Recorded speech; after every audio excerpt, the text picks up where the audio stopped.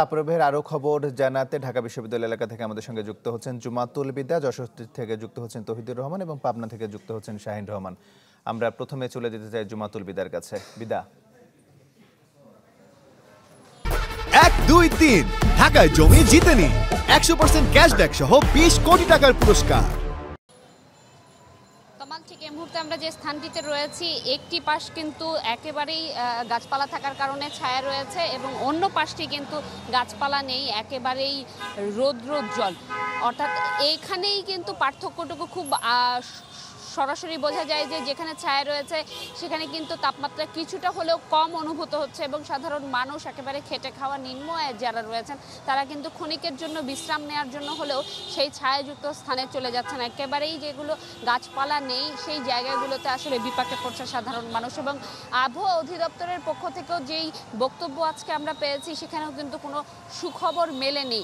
এই যেই চলমান তাপপ্রবাহ এবং চুয়াডাঙ্গা, যশোর এবং পাবনার উপর দিয়ে বয়ে যাওয়া যে অতি তীব্র তাপপ্রবাহ সেটি অব্যাহত থাকার কিন্তু সংবাদ তারা জানিয়েছেন। এর পাশাপাশি আজকে দিনের তাপপ্রবাহ কেমন থাকবে কিংবা তাপমাত্রা কেমন দিন রাতে উপলব্ধি করবে সাধারণ মানুষ, সেই প্রশ্নের জবাবে তারা জানিয়েছেন যে গতকালের মতোই কিন্তু একই পরিস্থিতি বিরাজ করতে পারে।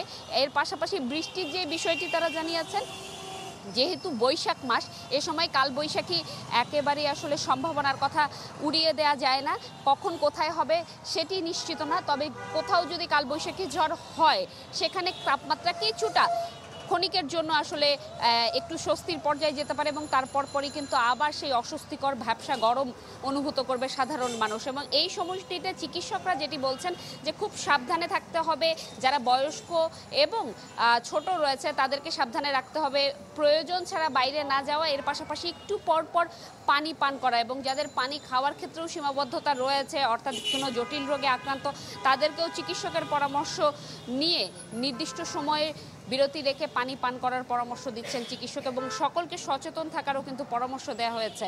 এই ছিল আমার কাছে এখান থেকে সর্বশেষ। তমাল। বিদা, আপনাকে ধন্যবাদ। রাজধানী থেকে চলে যেতে চাই যশোরে তৌহিদুর রহমানের কাছে। তৌহিদ। তমাল, আমি সকাল 11:30টায় যেটা জানাচ্ছিলাম যে এখানে তাপমাত্রা ছিল 37 ডিগ্রি সেলসিয়াস। বেলা বাড়ার সাথে সাথে কিন্তু তাপমাত্রাও পাল্লা দিয়ে বাড়ছে এবং এই 12টার সময় এই তাপমাত্রা দাঁড়িয়েছিল 38 ডিগ্রি সেলসিয়াসে এবং এই মুহূর্তে যশোরের তাপমাত্রা 40 ডিগ্রি ছুঁয়েছে। স্থানীয় যে আবহাওয়া অফিস তারা বলছেন যে বেলা 3:15 নাগাদ এই তাপমাত্রা সর্বোচ্চ পর্যায়ে পৌঁছাবে বলে তারা ধারণা করছেন এবং সেটা গতকাল দেশের সর্বোচ্চ তাপমাত্রা 42.6 ডিগ্রি সেলসিয়াস ছিল যশোরে, আজকে সেটাও ছাড়িয়ে যেতে পারে বলে আশঙ্কা করছেন আবহাওয়া অফিস। এবং এই তাপমাত্রার সাথে সাথে যে তাপদাহ বাড়ছে এবং এই বৃদ্ধির কারণে রাস্তাঘাটও কিন্তু ফাঁকা হয়ে যাচ্ছে, জনজীবন মানে খুবই দুর্বিষহ অবস্থা বিরাজ করছে এবং গরমের যে তীব্রতা সেটা অনুভূত হচ্ছে কিন্তু আরও বেশি। বাতাসে জলীয় বাষ্পের পরিমাণ কম থাকায় এই অবস্থা হচ্ছে বলে তারা জানিয়েছেন এবং একই কারণে ঘাম কিন্তু কম হচ্ছে। চিকিৎসকরা পরামর্শ দিচ্ছেন এই গরমে বাইরে বের না হওয়ার জন্য এবং একই সাথে সব থেকে দুর্ভোগের মধ্যে কিন্তু দিন কাটছে কৃষকের, কারণ কৃষকের মাঠ জোড়া ফসল এবং এখন বড় ধান কাটা শুরু হয়েছে। আগামী 10 থেকে 15 দিনের মধ্যে যদি কাটা না হয় তাহলে আগামীতে আবার বৃষ্টিতে সেই ফসল নষ্ট হবে। অর্থাৎ তারা খুবই মানে এই কড়া রোদের মধ্যে তাদের ধান কাটতে গিয়ে দুর্বিষহ অবস্থা হচ্ছে। কৃষকরা বলছেন তারপরেও তাদের উপায় নেই, কারণ বৃষ্টি নামার আগেই তারা এই ফসল তুলতে চাচ্ছেন ঘরে। একই অবস্থা শ্রমজীবী মানুষের, তারাও কিন্তু খুব খারাপ অবস্থায় দিন কাটাচ্ছেন। হাসপাতালেও বাড়ছে রোগীর সংখ্যা।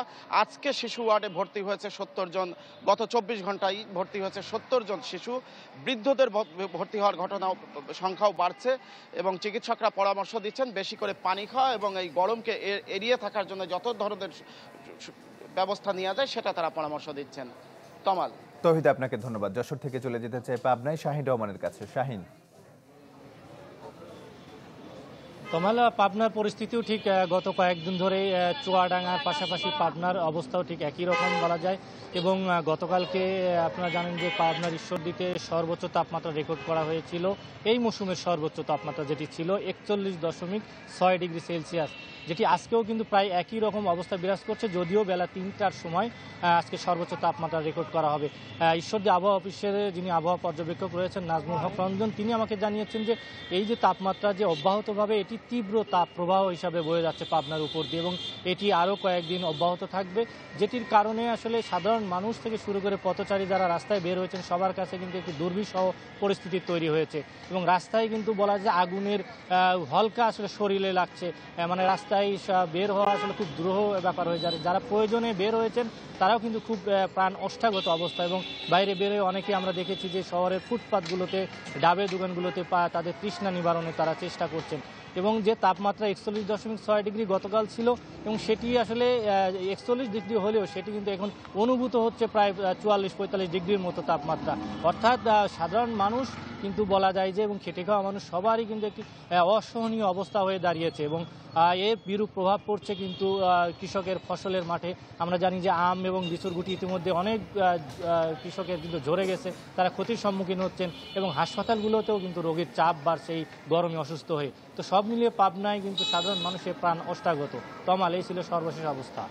শাহিন, আপনাকে ধন্যবাদ। তীব্র তাপপ্রবাহের খবর জানাতে রাজধানী এবং রাজধানীর বাইরে থেকে যুক্ত হচ্ছিলেন আমাদের 3 জন সহকর্মী।